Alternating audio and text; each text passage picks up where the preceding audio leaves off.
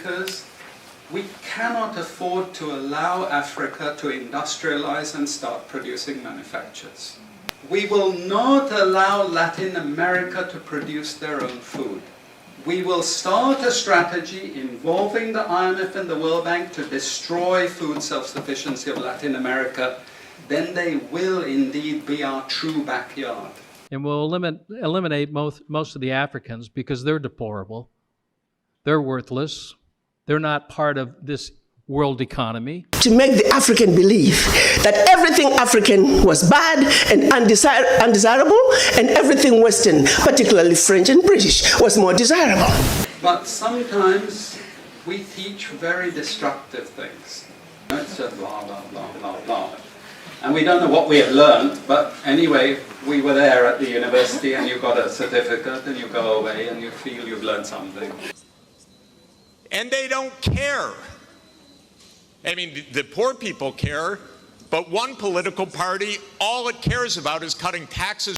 How can we, in this day and age, you cross into Benin, you cross into Togo, you cross into Guinea-Bissau, you have a different internet connectivity. Why can't Africa have a single satellite? African leaders, we don't need to be invited anywhere to go and address our problems.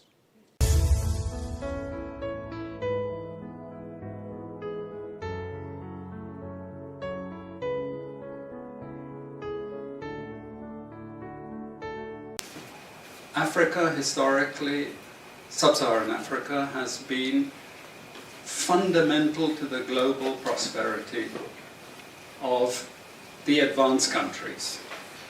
Okay? And Africa had a role to play. It has a role as a raw material producer. We will not allow sub-Saharan Africa to escape that.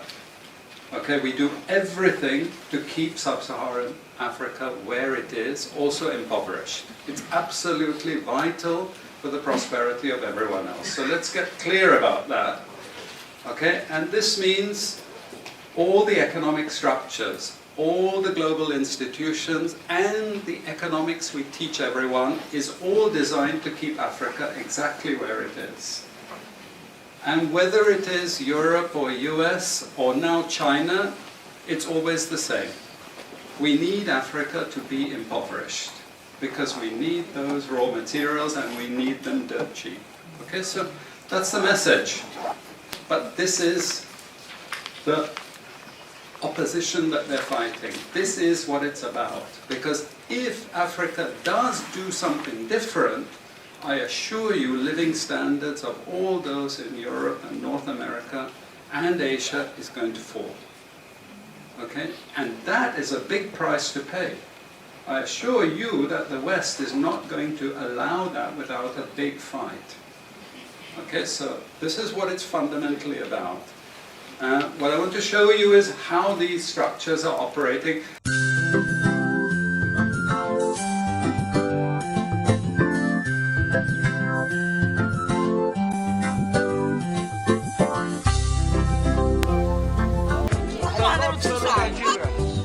So the job of many Western academics is to convince Africans they have to keep doing what they're doing.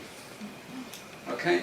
And to show them it's your fault that you're poor. It's not our fault. It's your fault that you're poor. You know? So this is what we do in academic institutions, and I want to show that as well. We just start. This is what it's basically about, so you know what it's about. But I want to just show you the extent to which Africa is specializing in the production of raw materials and basic agricultural goods. We know the basic forces that have caused this underdevelopment.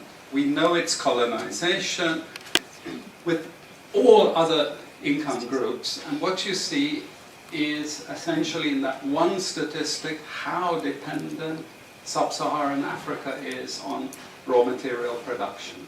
Okay? This is the very heart of what makes sub-Saharan Africa beat. Okay?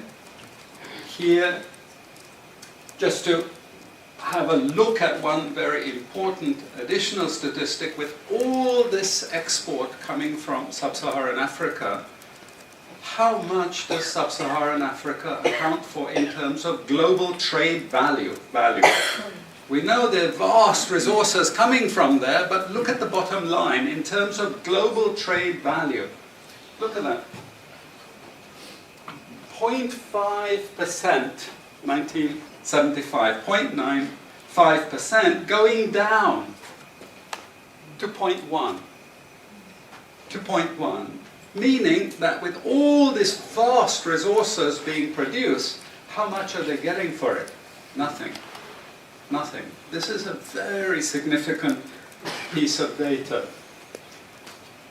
Then I just want to show you what has happened to sub-Saharan Africa, because what we know, and from all studies, no country ever develops without manufacturing. Okay, producing raw materials will not take you anywhere. Producing basic agricultural goods will not take you anywhere. When we talk of industry, it includes manufacturing, but the bulk of it is mining. Okay? Raw material extraction. This is the bulk of it. And here we see actually raw material extraction has stayed the same. What has caused industry to fall is the fall in manufacturing production. This is deliberate because we will never, as Western economists, as Western policymakers, we cannot afford to allow Africa to industrialize and start producing manufactures. Okay, so we will do everything to stop that. And I'm going to show you how we actually block that. It's obvious in certain ways, but it's less obvious in other ways. Because we cannot afford to allow Africa to industrialize and start producing manufactures.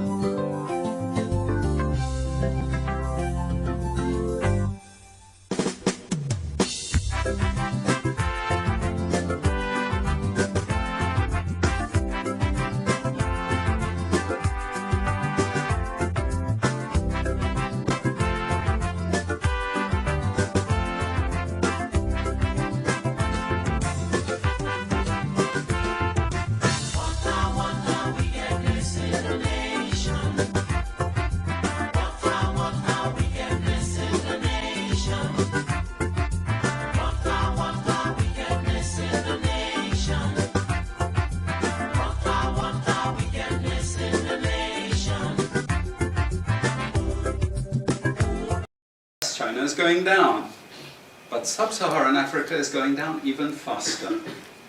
And we're going to go back to where we were again, with very low prices of raw materials, very low growth rates, and again the sorts of poverty that we saw once before. Because, bottom line, sub-Saharan Africa is condemned to this role, just the supplier of raw materials, not a manufacturer. Very recent data showing emerging markets that produce raw materials against emerging markets that produce manufactures. And you can see now with the weakness in the global economy, it's the emerging markets, that's the red line, it's those countries that are suffering the most, the emerging markets producing raw materials. They're suffering the most. And here it translates into their currencies being butchered. Okay? The currencies are collapsing of these countries, and many of them are sub-Saharan African countries. Some of them are Latin American countries, okay, who also rode that same wave. They thought that raw material production was going to save them. But now they're facing terrible problems. And I'm sorry to say, it's just going to get worse in the next 2 years. It's not going to get any better. And this was This is what it does in terms of gross domestic product. It's the blue line you should look at. It's the blue line compared with the red line. And what we know is that blue line is really going to go down sharply in the next 2 years. Okay, so relative to the rest of the world, sub-Saharan Africa is going to suffer. Again, why? Because it's condemned to this raw material production. This is basically why. How is it condemned to that? Well, the first and most important is the economic structures. After colonization ended, we needed new structures to keep these countries where they were. Okay? And the first of those is aid. Okay? We give them aid. Aid for what? Actually, we give them aid to keep repressive regimes in power. That's all.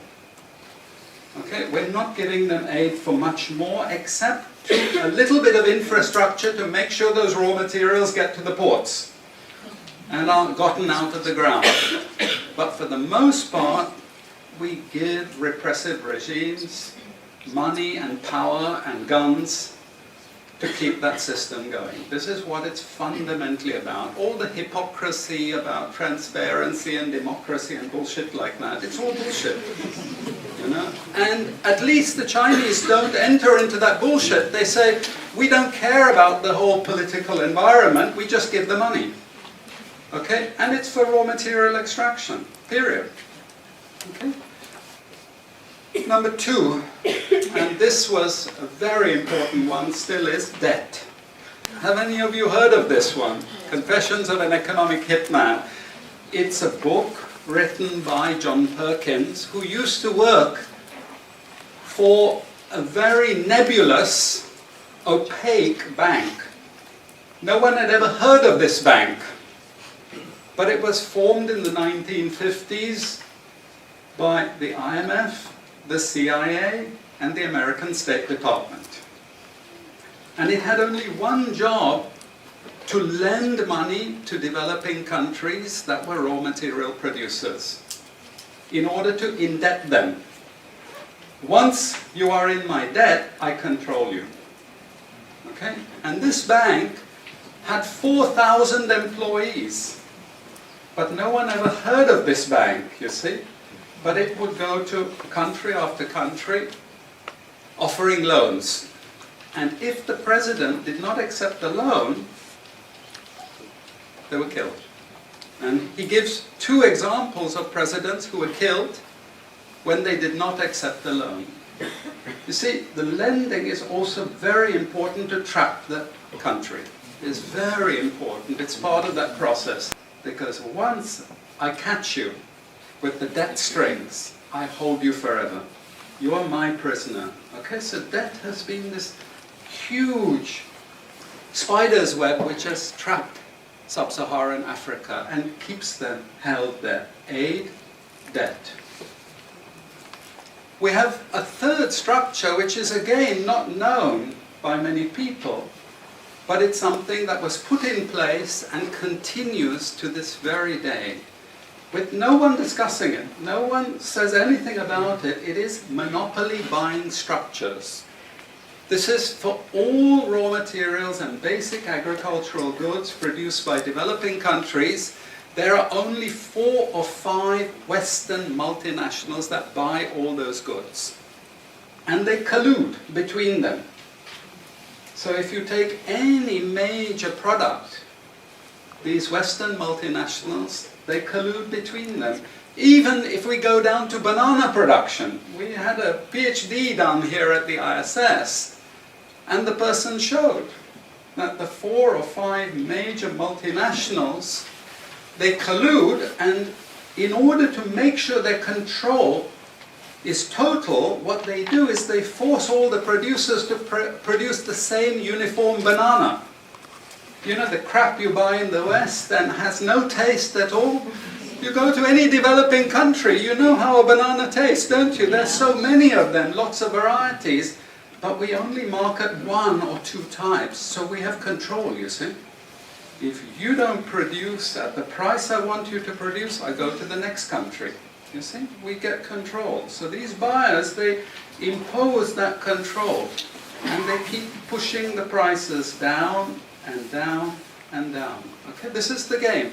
No one says anything about it. There are no commissions of inquiry to say, this is illegal, what you're doing. The WTO has nothing to say about this. But sorry to say, you know, if banana prices rose 10 times, especially for people like me who love bananas, okay, I protest. I like my living standards. Okay? It's the same with all the other raw materials, you see. We're all benefiting, we're complicit. We're actually complicit in this because we will protest and shout out if the situation ever changes. In democratic systems, what we have is the rich control. The rich set up these institutions explicitly to control the poor countries. And they don't give them much room for maneuver. Which incidentally, when the IMF starts talking of poverty alleviation, you should also understand that there's another game there also starting to play, which I'm going to come back to later. But what do these institutions do? What does the IMF do? What is structural adjustment about? It's about making sure countries keep producing what we want them to produce.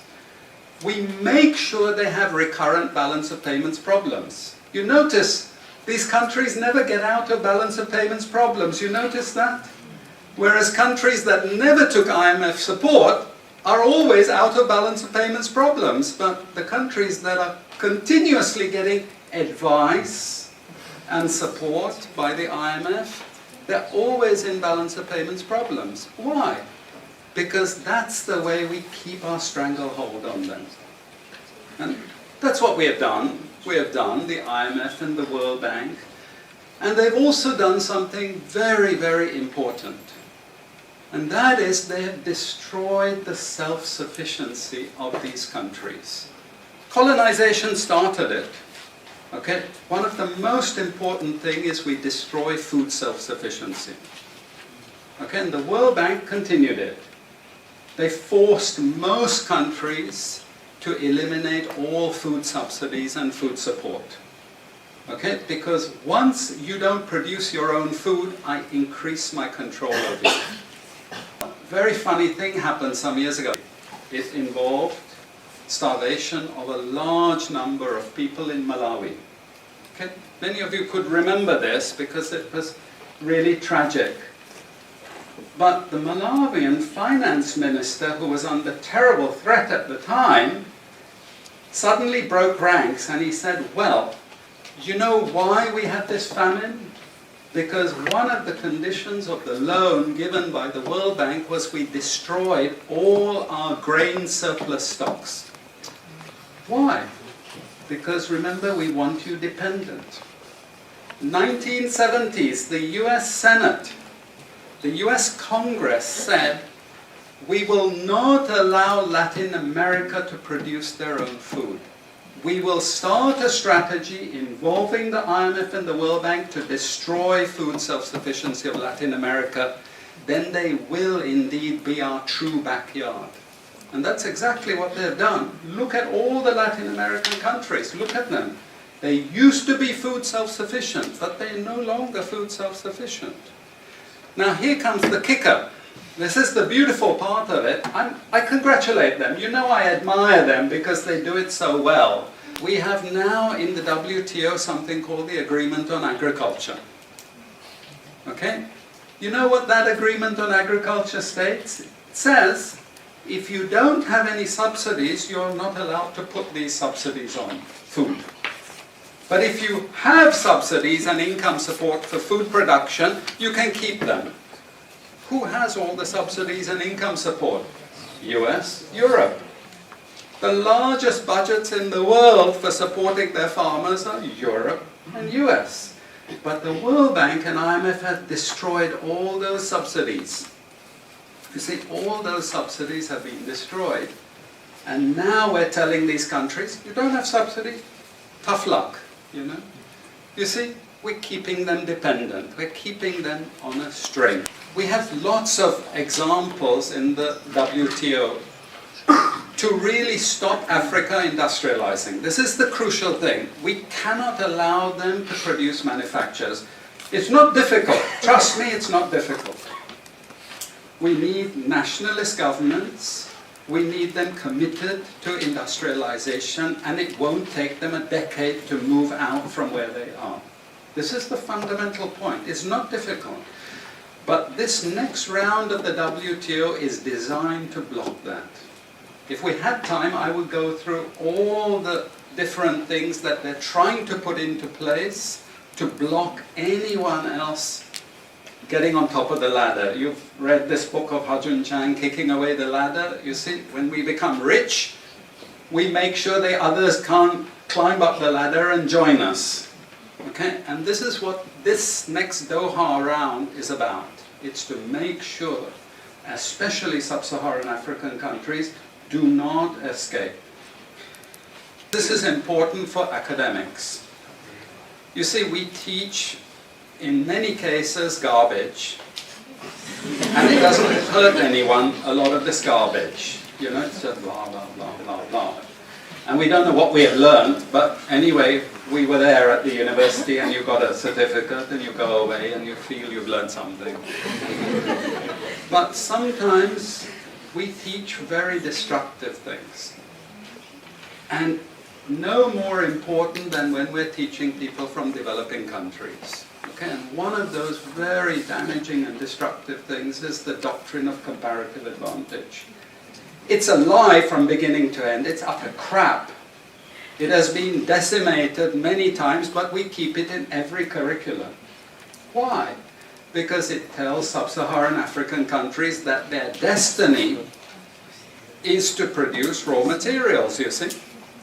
And if you produce raw materials, you get rich just like we are in the West. You see, this is the game we're playing. And just for you to be totally confused, we normally build models with it, mathematical models, so you really have no idea what we're talking about.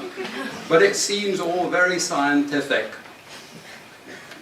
Then we have the modern version of this is because it's all a failure, we know it's a failure, we now have a new generation of economists saying, it's only a failure because you're all corrupt in your countries. We call that new institutional economics. You've all probably learnt it all, but you didn't know why they invented it. It was invented to tell you the same thing. You should keep producing raw materials. Now, don't be as corrupt as you were before. Nobody ever told you that aid was designed to actually start the corruption process in the first place. Okay, and we need corruption to make sure you're doing all these things. But now we blame the victim. You're poor because it's your fault, basically. And you're poor, stupid, and corrupt, basically. This is the message that we're giving people. We also have many theoretical justifications, but I'm going to say something controversial to end. And that is, there are also what I call more enlightened approaches, but which are also potentially destructive for sub-Saharan African development. And this is where I come back to the IMF and the World Bank. You see, now they're all into poverty alleviation. They want you to concentrate on redistributing income, and it's something nice. You're young people, you're socially conscious, you're aware. You don't like all this injustice. So you gravitate towards what we call pro-poor strategies. But actually, I'm sorry to tell you, that is not what Africa needs. Africa needs aggressive industrialization. When China was a communist country and we had equal distribution, who feared China? Who took them seriously? They weren't even the size of the Netherlands. But today, I can't open an internet site, I can't open a magazine, I can't open a newspaper without China, China, China, China. And we know what has built China. It's not socialism or communism, it's capitalism, guys. It's manufacturing, it's production. This is what creates employment. This is what created jobs. I'm not pro-capitalist, but this is the reality. And unfortunately, we're now going to get caught with the good cop, bad cop. The good cop is now IMF saying, oh, you must concentrate on poverty reduction and income redistribution, as long as we can take you away from industrialization. This is the crucial thing, you know? I leave it at that.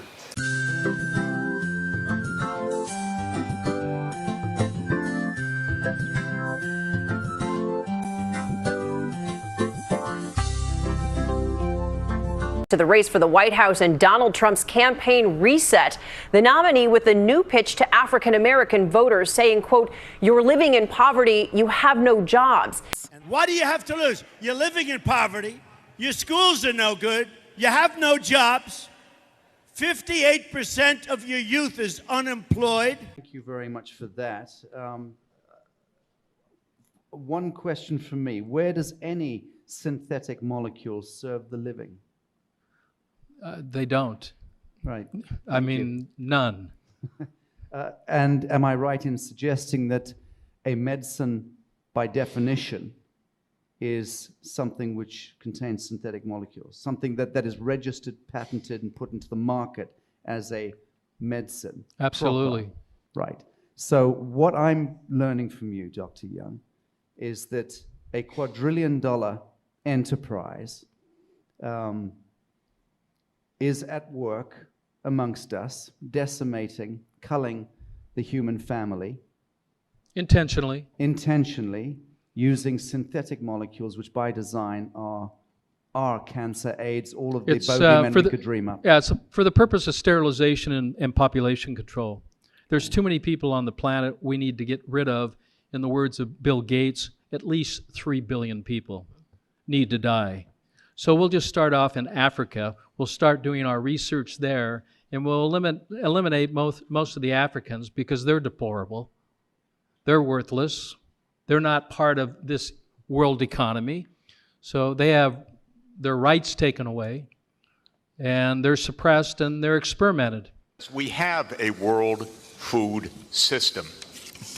It's based on large multinational companies. It's based on private profits. It's based on a very, very low measure of international transfers to help poor people, sometimes none at all. It's based on extreme irresponsibility of powerful countries with regard to the environment. And it's based on a radical denial of rights of poor people, as we just heard. What's wrong with your country? Well, we don't even start by saying the King of Belgium created a slave colony for 30 years. The government of Belgium ran the slave colony for another 40 years. The CIA assassinated your first popular leader, Mr. Lumumba, and then installed another dictatorship for the next 30 years. And then Glencore and others now suck out your cobalt without giving you tax income. We don't reflect on that. We say, what's wrong with you? Why don't you govern properly? And so we have a system, but we need a different system. We cannot turn this over to the private sector. We already did about 100 years ago. Not only to the private sector with the U.S. military behind it, with the defense of these property rights in the Minister of Honduras's country, where United Fruit ran the country for a long time. And their attorney was the foreign minister of the United States, Secretary Dulles, and his brother was the head of the CIA and overthrew the next door neighbor, Mr. Arbenz, to make sure that United Fruit could have its property. So we have a system, but we need a different system. And the different system has to be based on principles of human dignity in the Universal Declaration, principles of sovereignty, principles of economic rights because these are not nice things to do. In 1948, all the government said that food is a right, social protection is a right, not a nice thing, not a pleasant thing, a right. That was 73 years ago. The SDGs are nothing more than our generation's attempt to honor the Universal Declaration of Human Rights. I come from a country that not only doesn't care about the world's poor, it doesn't even care about its own poor. And they don't care.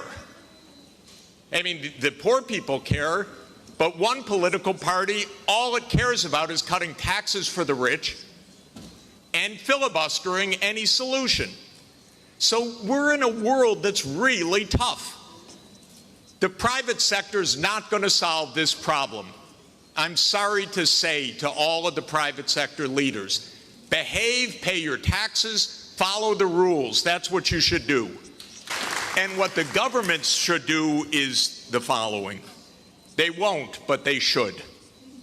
First, the G20 should become the G21 by inviting systemically the chairperson of the African Union and the African Union to be the 21st country.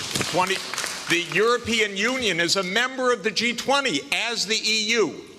If you add the AU as the 21st for the G21, you add 1.4 billion people to representation at that crucial event. That will change decisively the discussion, because 1.4 billion people are not at the table for finance right now, and they need to be. So my first recommendation is the G21. I love the G20. Add one seat, 1.4 billion people with the AU represented. Second, we need an order of magnitude change of development finance. The rich countries just borrowed $17 trillion for COVID. The poor countries, nothing. Because the rich countries can borrow at zero, and the poor countries pay 5 or 10% coupon rates or have no access at all. So the world exposed its grotesque inequality this past year and a half. Rich countries didn't say, we tighten our belts, why don't you? My country spent $7 trillion of emergency funding, not one penny for anybody else, by the way. $7 trillion, it didn't even cross the imagination of the US Congress to include a few crumbs for the rest of the world. But the poor countries cannot borrow. That's what we should have heard from the World Bank. I didn't hear that from the World Bank. I didn't hear real numbers. Real numbers are in trillions right now because the world economy is $100 trillion a year. But we don't talk about real numbers. But my job, all I know in this world is long division. Divide by 100 trillion and then see whether you're talking about something real or not. So that's the second thing. We need massively to increase the lending and borrowing capacity of poor countries at near zero interest rates like the rich countries have. Then they could get something done. So if we really care, we wouldn't have the G7 saying, we love education, therefore we're going to give $3 billion for education. That's what they said at the summit. But what UNESCO has shown is that you need at least $30 billion a year, minimum. But nobody looks at numbers. They just make up nice check the box. So we need the real numbers of finance to back the national pathways. The final thing is we need the UN as the core and central institution of this world, period. Because this is the only way we're going to have a civilized world, is a strong UN. And it cannot be that the whole UN budget is less than my neighborhood's budget in New York. The UN core budget this year is $3 billion. New York City's budget is $100 billion. And then we say, why don't things work well? Because the rich are hoarding everything. Final point, rather than our 3 billionaires going in space, well, they could go into space and stay there and leave their money behind. That would be one idea. But another idea is we have 2,775 billionaires on the current list. Their combined net worth, 2,700, is $13.1 trillion. Now, I have it on good authority, you don't need more than $1 billion to be comfortable. But they have an excess of $11 trillion over just the $1 billion. So we should be taxing that and having a civilized world. Thank you. Jeffrey Sachs.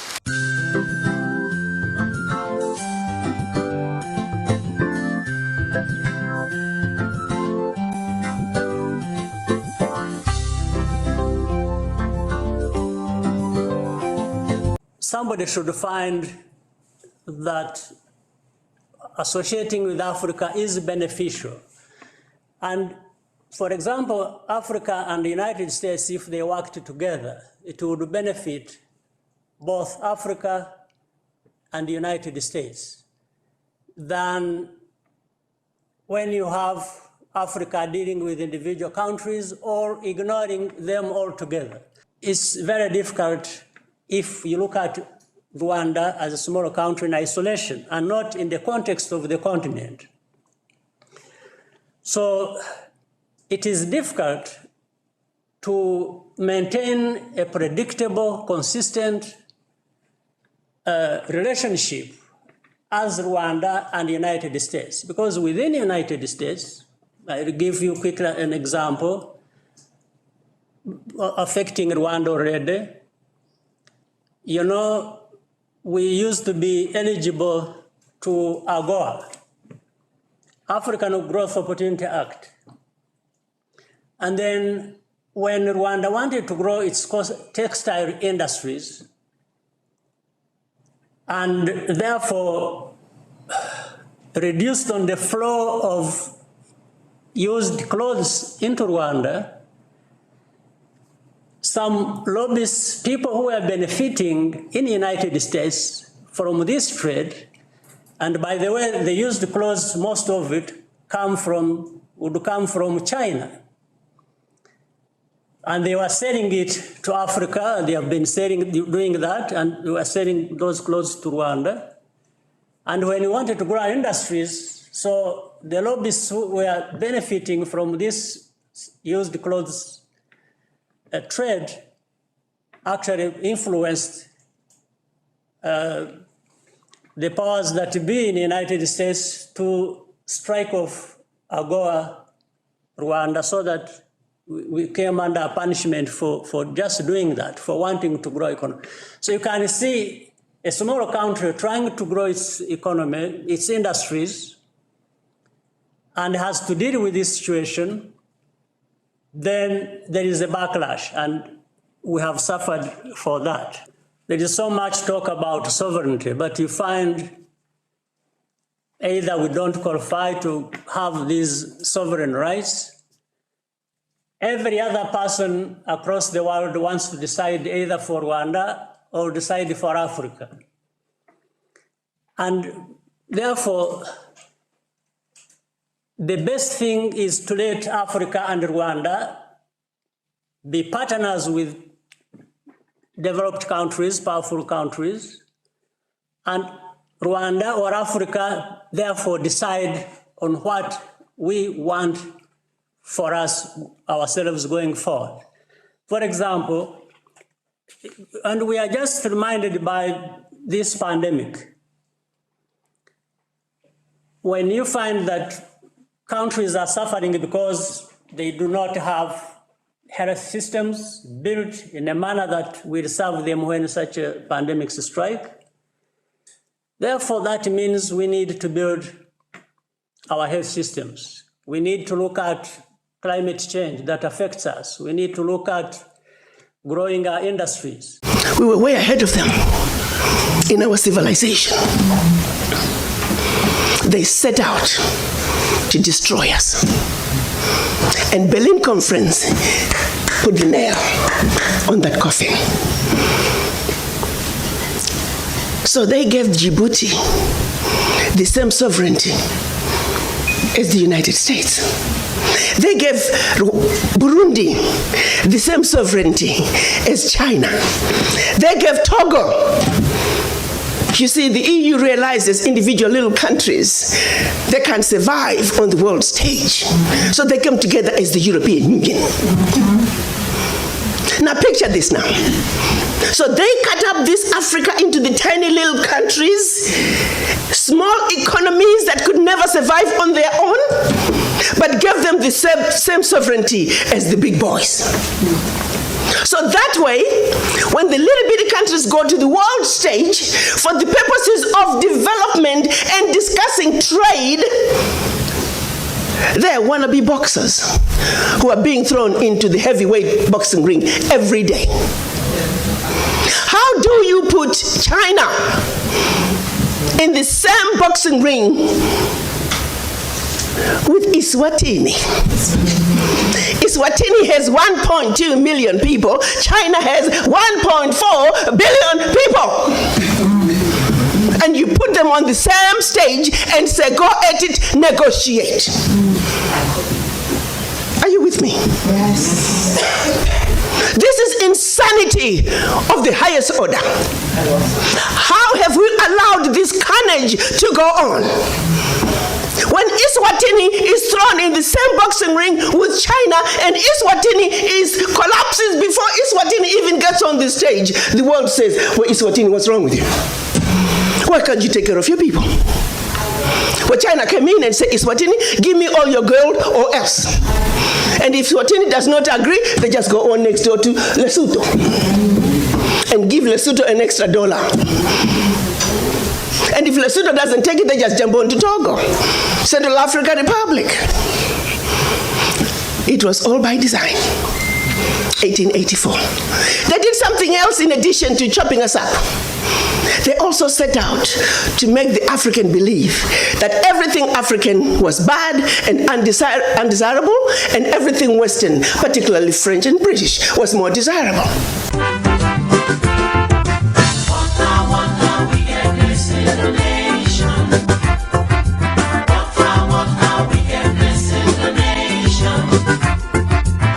What is the difference between heaven and hell? The difference between heaven and hell, the difference is heaven is where those Bazungu come from. The hell is the black Africans we live. So yes. Which one do you want to go to, heaven or hell? Heaven in America. Yes, America is my heaven. Are you sure? Yes. We call that the legacy of colonization. Prior to that, they had started long working on the slaves. Make them think everything about them, forget anything about Africa. Where you come from is a horrible place, diseased and dying people, constantly at war with themselves, uncivilized. Cut out any communications with them. You need to just know what we tell you. And we call that the legacy of slavery. So that's where you look at where we are today. 135 years later, a system that was put in place to see to it that Africa and her children are forever defeated, that Africa is forever exploited, remains in place today, alive and well. And we sit here and we ask ourselves, why isn't Africa moving forward? Why does Africa continue to be taken advantage of? Well, I'll tell you why, very simply. Until Africa comes together as a continent speaking with one voice, one continent, one people, nothing, and I repeat, nothing is gonna change. As individual little African countries, we are wannabe boxers. We will never make it fighting against the heavyweights. We must speak with one voice. Yes. And this is exactly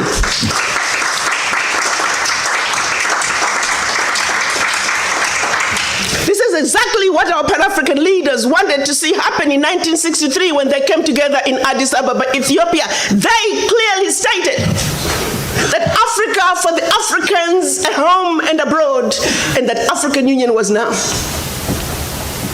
They said Africa must speak with one voice. It is the only way for Africa to take its rightful place on the world stage. Sadly, when they went to Addis Ababa in 1963, they were divided. We had two factions, the Casablanca group and the Monrovia group. The Casablanca group were saying Africa for the Africans at home and abroad, and African Union now.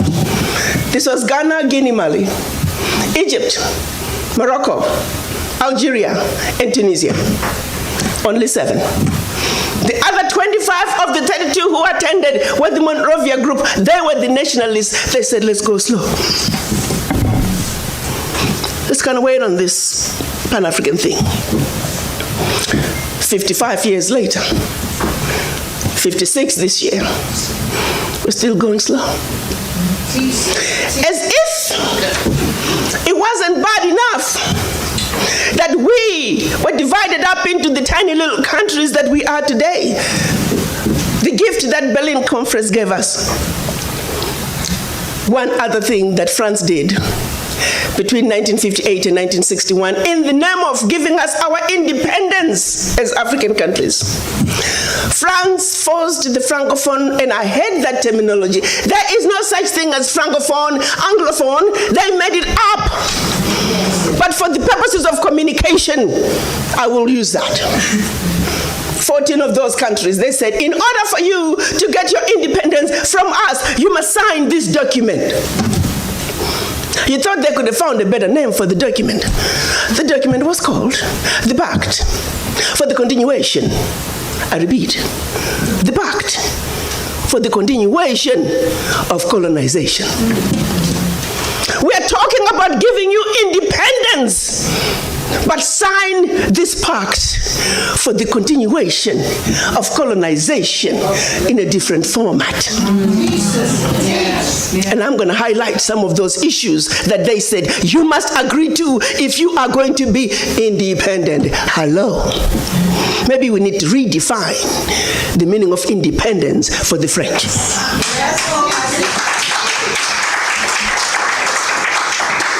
First, France said, you see, you monkeys, you don't know how to manage your money. We're going to demand that you deposit 85% of your bank reserves with the French Minister of Finance. Under the French Central Bank, under the control of the French Minister of Finance. France is then going to take your 85% bank deposits from each and every one of you. Deposit those funds in the French stock market under the French name. And you may or may not know the returns. Today, as we speak, the latest figures are saying for every 14 billion that France invests in the stock market from Africa, they are realizing upwards of 300 billion in return. Every year in, year out, because of these deposits from the African countries, France is taking out of Africa over $500 billion. Now figure it out. For every 14 billion, the returns on the investment are over 300 billion, and they are taking over 500 billion. So in actuality, France is taking out of Africa trillions of dollars year in and year out. From us poor people, Africans. Back to the pact. So should you want to access some of your money that you have deposited with France, you have to submit your country's financial returns. And if approved, you get to get it as a loan.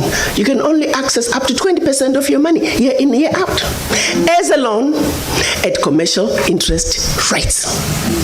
Your own money. As if that was not enough.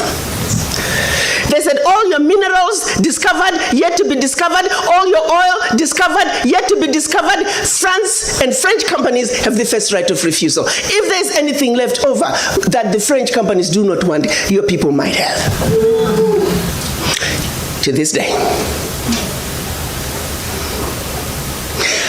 They said you will only use the currency that we created for you because you're special Africans. We call it the CFA. There was the Central African CFA and the Western African CFA, same animal. And that France is the only one that can print it for you. 1958. Fast forward. They're still printing it for us. And if you start misbehaving, they just stop printing your money. And your country's in trouble. They also said your language of instruction shall be French, whether you like it or not. That France will have military presence in your country, that your military can only be trained by France, that you can only buy military equipment from France, that you cannot have any military alliance with your neighbor, and that in the event of war, your allegiance is only to France. And furthermore, because they have military presence in your country, they can invade you without notice should they feel that the interests of France in your country are being violated. Teach, sister, teach. Speak on, sister. Fast forward, 2019, nothing has changed. The same people who have the audacity to tell us that we are poor countries, they are taking trillions out of Africa every year. And what is the African doing? Like an obedient, programmed black man, we just give in. We know the facts, but we just do nothing about it. Now, you have to say some of the fears are real, because in France that has sold you inferior equipment to theirs, France that has trained your military to be inferior to their military, they are now in your country. They can invade you. They have the permission to do so. They can destabilize you. And then one might say, why is it that African leaders haven't done anything about this deplorable situation? Well, let me tell you, my brother and sister, they have tried. Documented to this day, 22 coups where leaders were assassinated. France had something to do with it. The first 7, when they decided they were pulling out of the CFA and that they're going to print their own money, they were assassinated.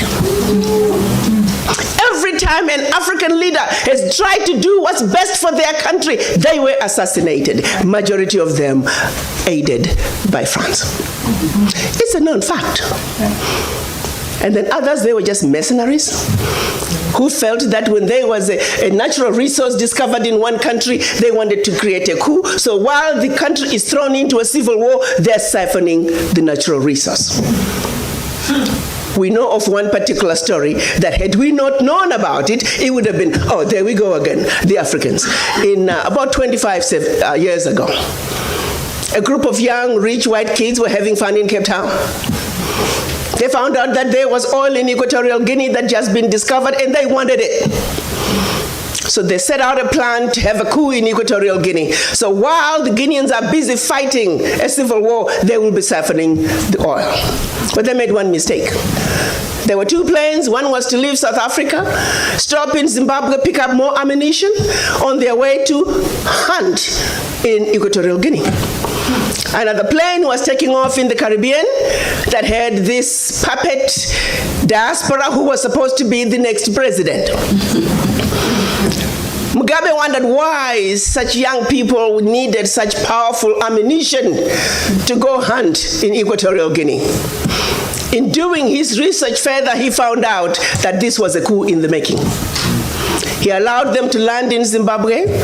They loaded their plane, and just before takeoff, they were all arrested. The ringleader of that group was none other than the son of the former Prime Minister of the United Kingdom, Margaret Thatcher. She had to fly to Zimbabwe and paid handsomely to get her son out.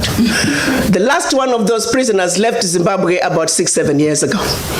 Had these young people succeeded, it would have been another coup. There you go, the Africans again. Such, my brothers and sisters, is the story of your Africa. They don't do coups anymore. They simply create instability. So when you hear of an instability in an African country, ask yourself, what is really going on? Because what they are telling you is really going on is just a shiny object. The real issue is over here. And you need to stop before you start being used as an instrument of your own self-destruction. You can wonder or feel pain. I'm urging you to feel pain. To feel pain for the continent of Africa, and in your own way, when you go out there, go and do something about it, because it has also been demonstrated that it can be done. I've traveled across this continent and I've seen that development is possible.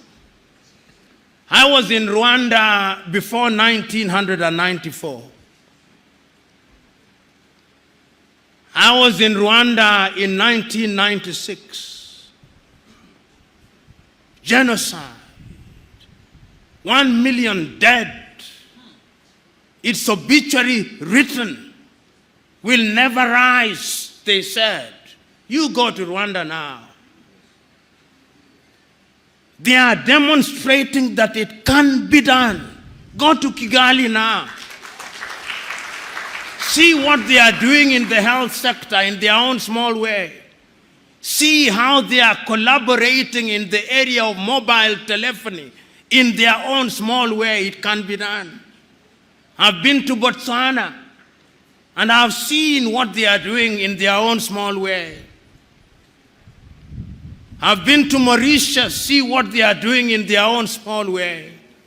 And they do not have the resources that other countries have. They do not have the resources that the Democratic Republic of Congo has.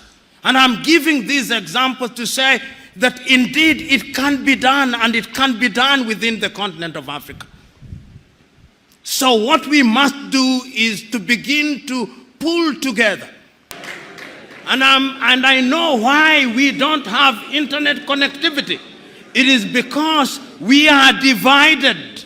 We have 55 telephone access codes.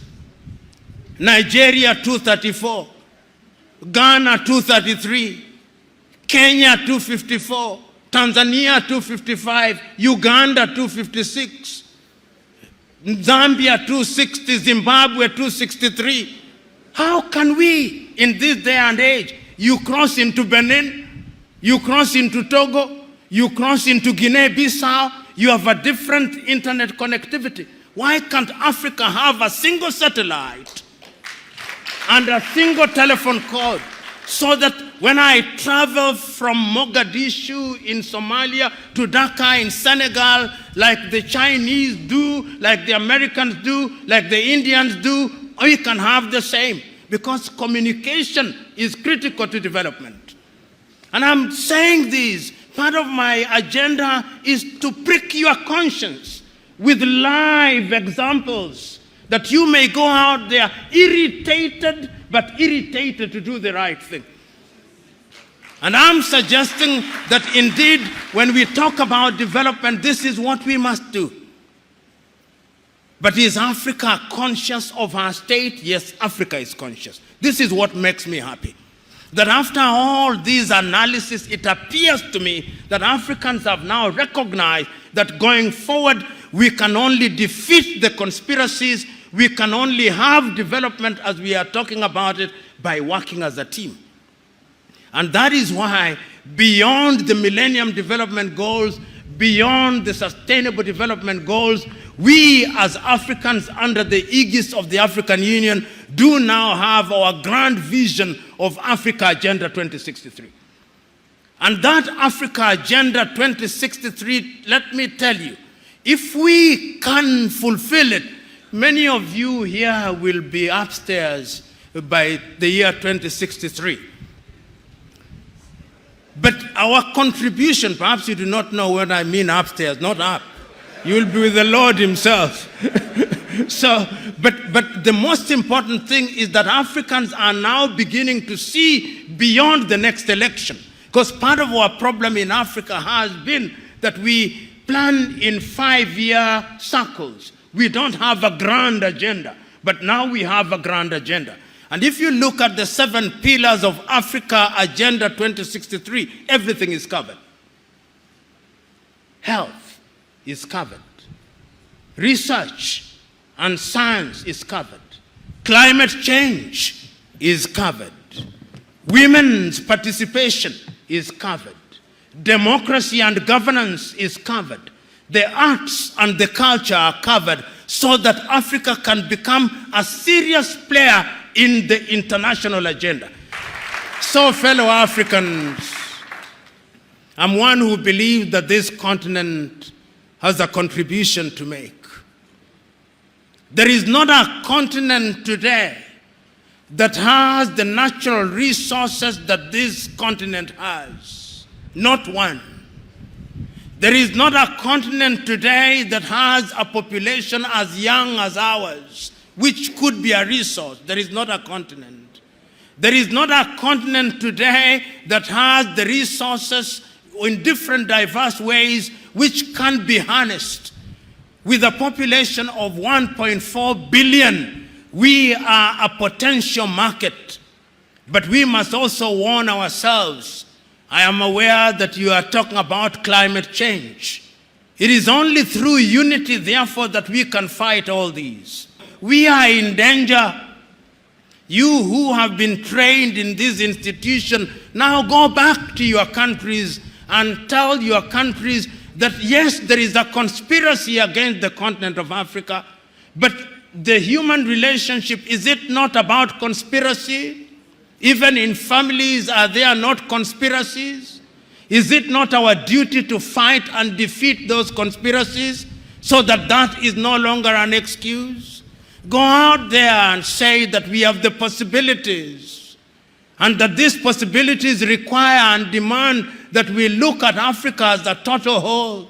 Go out there in your little ways and make your contribution. He is different in a positive way. And all of us who are here, whether we are politicians or academics and in different sectors, let us go out there having made a solemn vow that Africa must do it.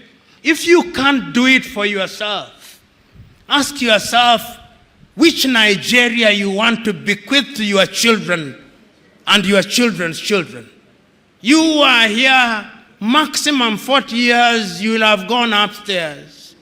But after 40 years, in which kind of country will you want your children to be? This is the question. It is not about you and me. It is about them. This is intergenerational. Africa must change. Africa can change. And it can only change if we change our minds. And our minds we must change. Ladies and gentlemen, thank you very much and God bless. For me, when I'm watching on television, and I find our leaders who should have been working together all along to address these problems that commonly affect their countries, wait until they are invited to go to Europe to sit there and just,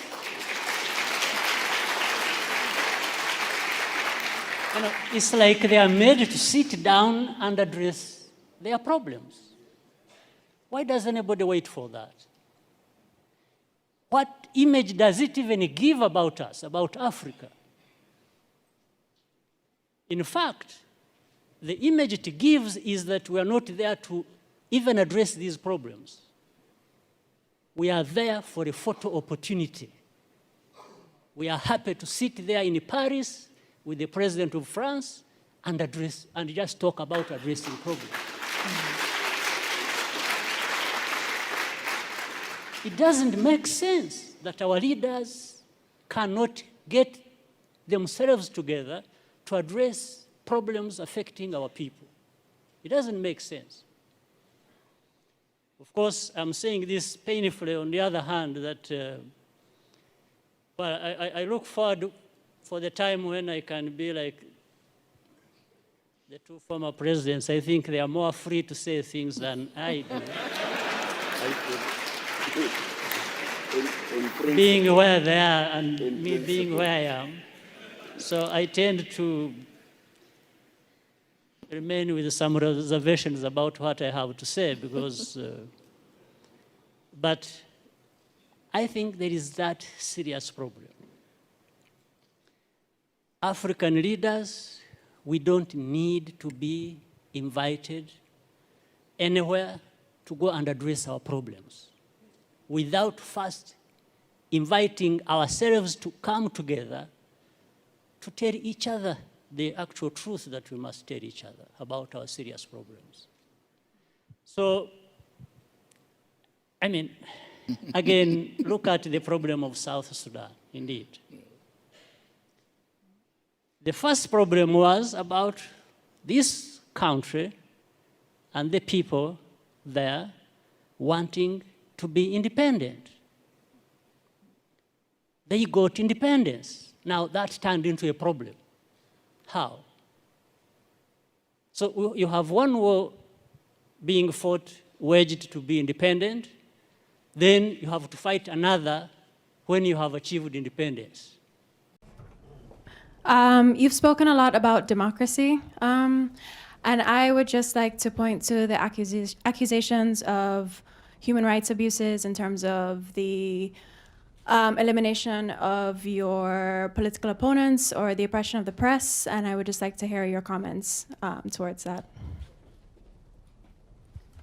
No, I would like to hear your comments because for me, it's like, you know, it's always difficult to accuse me of anything and then say, prove yourself innocent.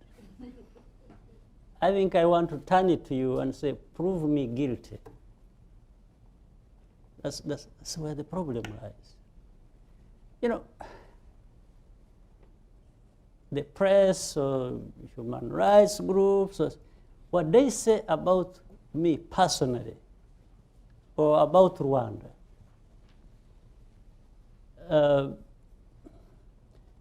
when you are in Rwanda and are dealing with these decent human beings also in Rwanda, and they tell you their own stories, you won't trace even 0.001% of what they're talking about. The real life there is completely different from what the young girl is talking about. Absolutely different. But people will stay here, will be here in the US and wherever, and they've never even been to Rwanda, they've never met Rwandans. The real Rwandans, they are there. Rwandans are there. The real people of Rwanda who are no different from you, what you aspire to be, to have, to do, they are no different. But it's as if Rwandans, Rwanda is treated like a botanical garden where you just go and water flowers and, you know, no, human beings like anyone in this room. Absolutely. So these so-called human don't know what. I tell you, half of my life I've been living in the trenches, not sure of living to the next day. I didn't fight to be the president of my country. Never. It came by accident, I think.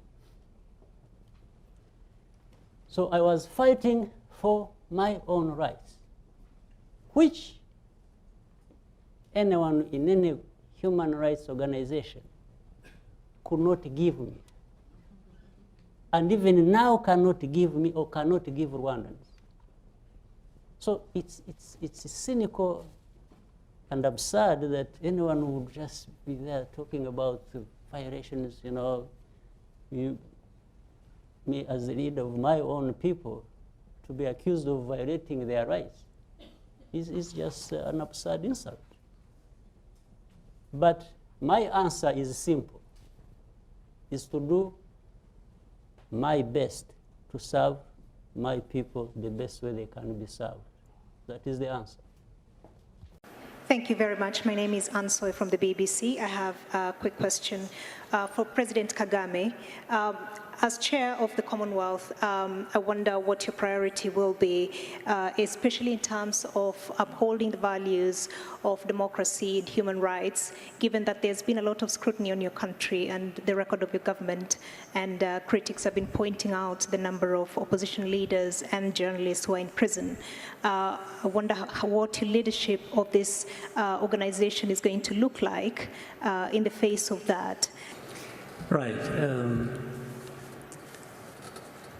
I think checking of facts is a serious problem with the very institutions we should have relied on to inform the public, the general public, the world, about some of these facts. Or whether the facts themselves or the interpretation of some of the things that actually happen. Now, let me start with the issue of values. Who defines the values? Or who doesn't actually have values? When people talk about values sometimes, there's one part of the world that has assumed the sole responsibility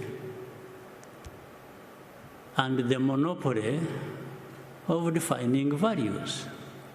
So the rest of us have no values. We've just to keep learning from these ones who define the values. And by the way, the danger also is, it doesn't matter how long you take learning, you will never qualify. You will just always be branded somebody who has no values or who comes from a place where there are no values. So I want to put this case clear. Those from the north who always assume where BBC comes from,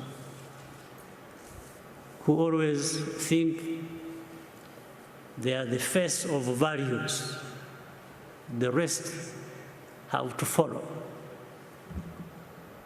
It's a big mistake. It's not true. We have values too. We here in Rwanda, in Africa, we do. No question about it. Second, there are some of these problems we have had in our continent, in Rwanda. Those from the north who define or want to define values have been part and parcel of these problems we have been facing. Some of them have actually been the cause of the problems we face. But at the same time, like the genocide here that took place here in Rwanda, where 1 million people over were killed. Well, I remember, if your memory serves you well too, I'm not inventing anything. The debate that went on at the UN, it was like, you know, these developed rich countries, those who define values, simply took it like, these are just Africans killing each other. These debates were in the open. But you think that is true? You think the divide that actually led to this genocide was just a creation of Rwandans? Not the people from the north who actually divided this country? Told people to think of themselves as belonging to one ethnic group and the other to think as belonging to another ethnic group, and therefore they should kill each other. Not only are they different, but they should kill each other. Would you believe that? Would you tell me that the 20 million people, this is documented by other people, not by me, who were killed in the Congo, were killed by other Congolese in the old days of King Leopold? And you think all that just disappeared in a moment? Then you had the savages coming over and taking over their own countries and killing each other. And then the others assume the higher ground. They are up there in the north and keep pointing fingers at those of us and think we have no values and we just are there to, we don't respect freedoms, we don't respect human rights. Sure, do you think so? BBC, you think so? You take time, you broadcast, and from morning to evening, this is literally just abusing people. You're abusing Rwandans, you're abusing Africans, you're values. What values do you know, my dear sister, on behalf of BBC? So I want to assure you, there is nobody in the BBC or anywhere else thereabout who would be holding values better than we do here in Rwanda. Except if we just want to cover up the mistakes of the same people who want to define these values for us. Or really tragic mistakes of things they have caused. So when you are saying that, you may tell somebody else, people who don't have time to think or who don't have a history where they have struggled with these complications, yes, they will. But here, those of us who have faced what we did, who have gone through what we did, we take our responsibility. Of course, genocide could not have happened just on the hands of others who brought it to us. No. We, Rwandans, have a responsibility. We have our share of the blame for it. But there are others who should take responsibility for that. So I just want to let you know that these issues of upholding values and so on, as far as I'm concerned, as I know, as far as Rwandans are concerned, we don't need any lessons from BBC or from anyone. I tell you this with firm conviction. So,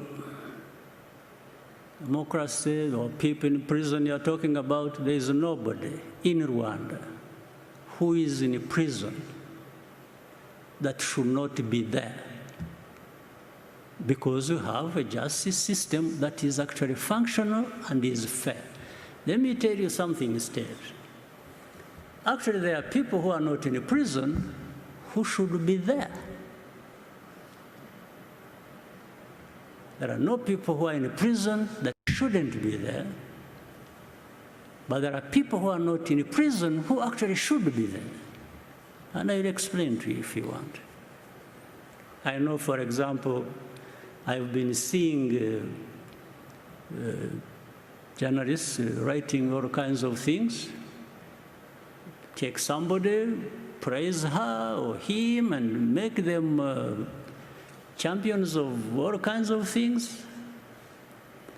That's fine. I wish these people are making them champions of their own situations, if they wanted them, but not of our situations. And I give you some details. And what I meant when I said what I said. Take an example who is always written about and people who have been here even during this CHOGM, and they were visiting. There's a woman called Ingabire Victoire, whom BBC and others want to always sing about being the face of the opposition. Okay, fine. And this is one I was referring to. She's not in prison now, but should be in prison now. She was in prison. She committed a crime for which she was tried in the court of law. She was actually sentenced and imprisoned. The government, the president, under the prerogative of the masses, president has that powers. Actually, this woman was released from prison before she served her full sentence.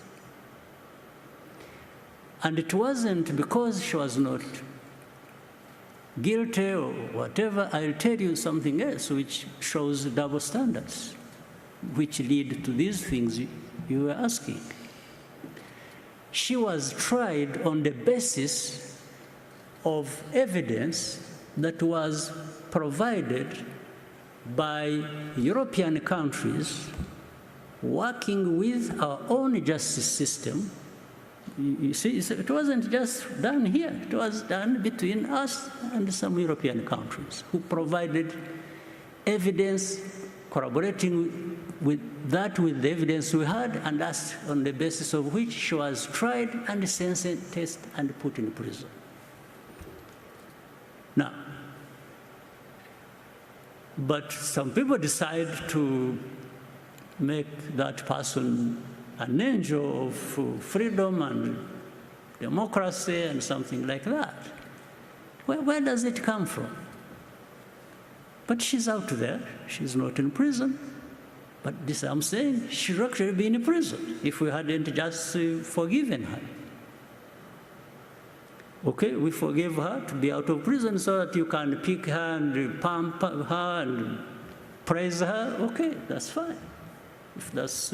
If that serves, but I wish it was serving something good for the country. That's okay.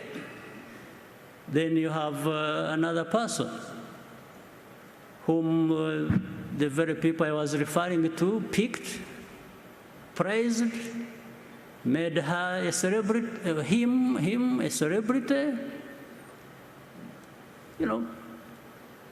made a hero of, made him a savior of, but I don't know even what he saved. Now, when he faces justice, there is evidence, irrefutable evidence. He was tried in the court of law publicly. Nobody questions the facts on which the evidence is based. But then say, no, you see, this one is, a critic of the president. No, you first answer these facts before you talk about your things that you want to use. And in fact, this person committed this crime with many others. There are about 21 people in the same case, all of them who pleaded guilty and are implicating this person, and this person was at one time their leader. These are people who were armed, waged violence against families of Rwandans. People were lost their lives. There are victims there. And then there's the one, this person, it comes from America, from Europe, and that this person, and in fact, what is interesting, they come and say, this person, we are not saying he's innocent, but he should be released. And then we ask them, say, okay, if you think he should be released, how about these others who are co-accused with this person, who are also in prison? So in other words, they are saying, this person is special. We've made him special, so you should not question that. And then we say, okay, fine. How about the victims? The very people, families that lost their people on the hands of this person. They can't answer that, but they keep insisting. So anyway, let me try to cut. It was a loaded question, so I'm trying to grapple with how to cut the answer short. But so the basis on which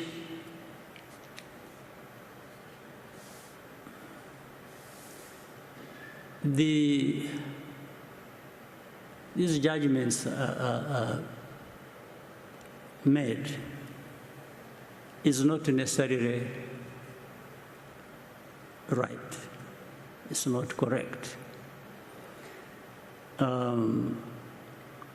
So I'll let you make a decision at some point what to believe or what you should be making other people believe, but I know by my answer in whatever way, maybe you're already framing a completely different story about what I said, or giving it a frame in which I didn't put it, but that's okay.